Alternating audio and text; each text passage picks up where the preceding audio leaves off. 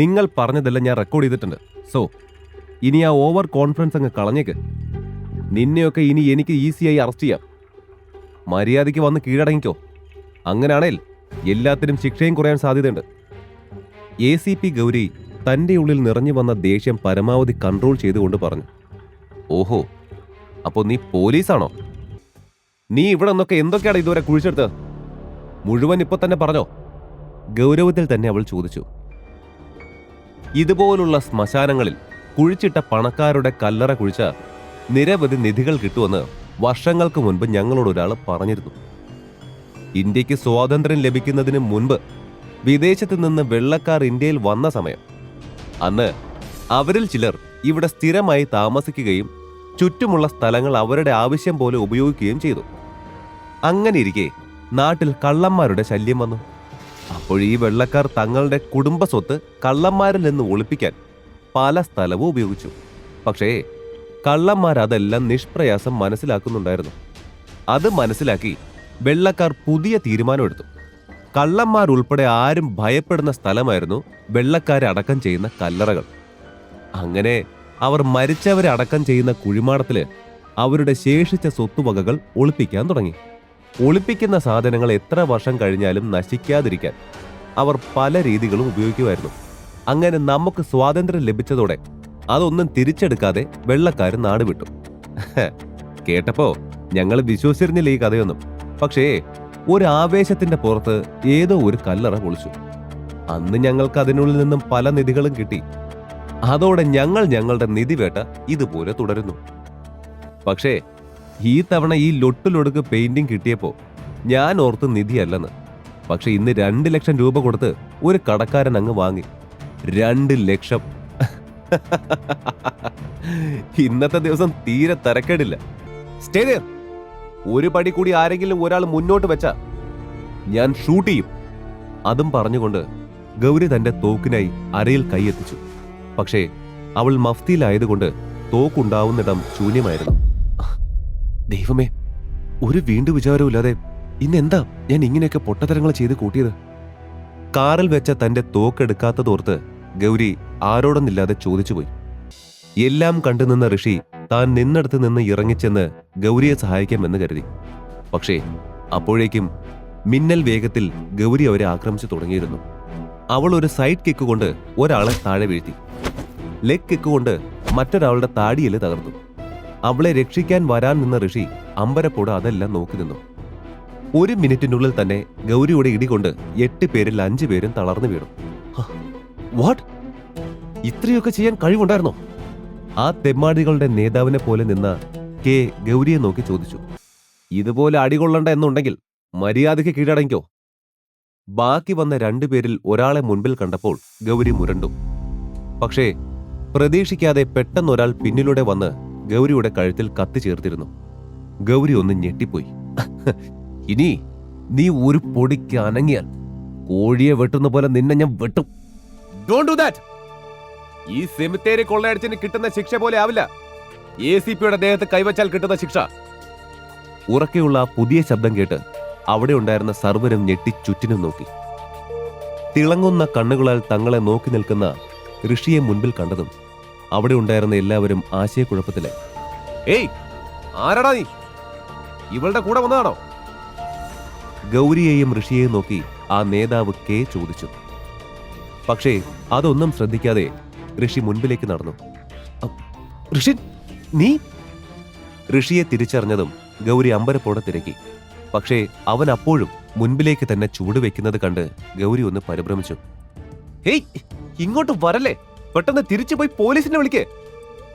ഗൗരി പരിഭ്രാന്തിയോടെ ഋഷിയോട് പറഞ്ഞു. പക്ഷേ അതൊന്നും ശ്രദ്ധിക്കാതെ ഋഷി മുൻപിലേക്ക് തന്നെ വന്നത് കാണേ ആ തെമ്മാടിക്കൂട്ടവും ഒന്ന് ഞെട്ടിയിരുന്നു. കേ, പേടിക്കാതെ. ഇവൻ ആ പെയിന്റിംഗ് വാങ്ങിയ കടയിലെ ആളാണ്. ആ പെയിന്റിംഗ് ഒറിജിനലാണെന്ന് പറഞ്ഞ് കച്ചവടമാക്കി തന്ന ആ മണ്ടൻ. ഋഷിയെ മനസ്സിലായ എക്സ് വേഗം പറഞ്ഞു. അല്ല, അവൻ നിന്നെ പിന്തുടർന്നാണോ ഇങ്ങോട്ട് വന്നത്? ഡാം ഇറ്റ്, നിനക്ക് ഇത്രയും ശ്രദ്ധയില്ലേ എക്സ്? ദേഷ്യത്തിൽ പല്ലു കടിച്ചുകൊണ്ട് കെ ചോദിച്ചു. ഇങ്ങനെ ചൂടാവാതെ. ആദ്യം അവൻ അവിടെ എന്തിനാ വന്നതെന്ന് നോക്ക്. കൂട്ടത്തിൽ മറ്റൊരാൾ തിരിഞ്ഞ് ഋഷിയെ നോക്കി പറഞ്ഞു. ഡാ, ഇവളെ രക്ഷിച്ച് ഹീറോ ആകാൻ വന്നാണോ മോൻ? കൂട്ടത്തിൽ ഒരാൾ ഋഷിയോട് ചോദിച്ചു. രണ്ടുപേര് പോയി അവനെ നോക്ക്. എക്സ്, നീ ഈ ഗുളിക അവൾക്ക് കൊടുക്ക. ഇത് ഹൈ ഡോസാണ്, കഴിച്ചാൽ മാത്രമേ ശരിയാവൂ. മറ്റൊരുവൻ എക്സിനോട് ആജ്ഞാപിച്ചു. അയാൾ പറഞ്ഞതുപോലെ തന്നെ രണ്ടുപേർ ഋഷിക്ക് നേരെ തിരിഞ്ഞു. കെ ആണെങ്കിൽ എന്തോ ഒരു ടാബ്ലറ്റ് എടുത്ത് അത് ഗൗരിയുടെ വാ തുറപ്പിച്ച് അതിലിട്ടു. ഗൗരി അത് തുപ്പാൻ ശ്രമിച്ചപ്പോൾ കെ അവളുടെ വായിൽ പിടിച്ചമർത്തി അടച്ചു. അല്പസമയത്തിനകം നീ സ്വർഗത്തിലെത്തുമോളെ. ഇനി നിന്നെ രക്ഷിക്കാൻ വന്ന ഹീറോയെ സീറ കൂടെ ആക്കിയാൽ മതി. എക്സ് പരിഹാസത്തോടെ പറഞ്ഞു ചിരിച്ചു. അപ്പോഴേക്കും ഋഷിക്ക് നേരെ രണ്ടുപേർ അവനെ അടിക്കാനായി ചെന്നു. ഋഷി ഇടികൊണ്ട് താഴെ വീഴുമെന്ന് എല്ലാവരും കരുതി. പക്ഷേ പെട്ടെന്ന് വലിയ ശബ്ദത്തിൽ ആ തെമ്മാടികൾ രണ്ടും വായുവിലേക്ക് പറന്ന് ഗൗരിയുടെ കാൽക്കൽ വന്ന് വീണു. അത് കണ്ട് ഞെട്ടിയ എല്ലാവരും ഋഷിയെ നോക്കി.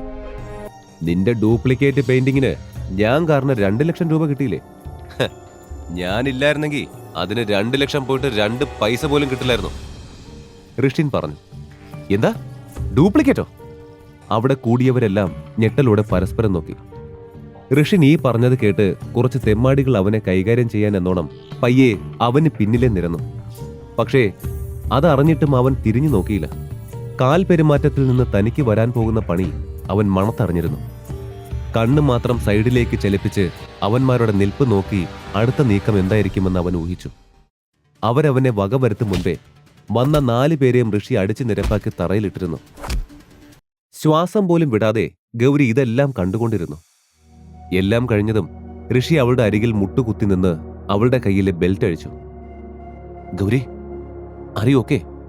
ഋഷി കരുതലോടെ ഗൗരിയോട് ചോദിച്ചു. അവൾക്കാദ്യം ഉത്തരം പറയാൻ കഴിഞ്ഞില്ല.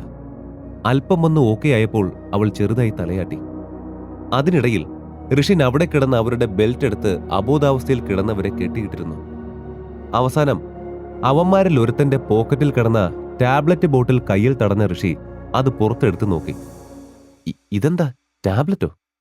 ഋഷിൻ കുപ്പിയിലേക്ക് നോക്കി ചോദിച്ചു. നോക്കട്ടെ. ഇതെന്തോ അനസ്തെറ്റിക് ആണെന്ന് തോന്നുന്നു, ഗൗരി അതിൽ നോക്കിക്കൊണ്ട് പതുക്കെ പറഞ്ഞു. അവരാ ടാബ്ലറ്റ് യൂസ് ചെയ്ത് തുടങ്ങിയപ്പോഴല്ലേ നിങ്ങളുമായി പ്രശ്നമായത്. അതുകൊണ്ട് ആ എടുത്ത ഡോസ് അവന്മാർ കഴിച്ചിട്ടില്ല. ദേ, തറയിലെല്ലാം ഈ ടാബ്ലറ്റ് കണ്ടോ എന്ന് പറഞ്ഞുകൊണ്ട് അവൾ നിലത്ത് കിടക്കുന്ന ടാബ്ലറ്റ്സ് ഋഷിന് കാണിച്ചു കൊടുത്തു. ശരിയാണല്ലോ, ഇനി ഇത് നമ്മൾ എന്തു ചെയ്യും? ഋഷിൻ അവളോട് ചോദിച്ചു. എന്തായാലും ഇവന്മാരെ ഞങ്ങളുടെ ഫോഴ്സിനെ ഏൽപ്പിക്കുന്നതാണ് ബെറ്റർ. വിളിച്ചു പറ, എന്റെ സിമ്മിന് ഇവിടെ റേഞ്ചില്ല, ഉറക്കം തൂങ്ങിക്കൊണ്ട് ഗൗരി പറഞ്ഞു.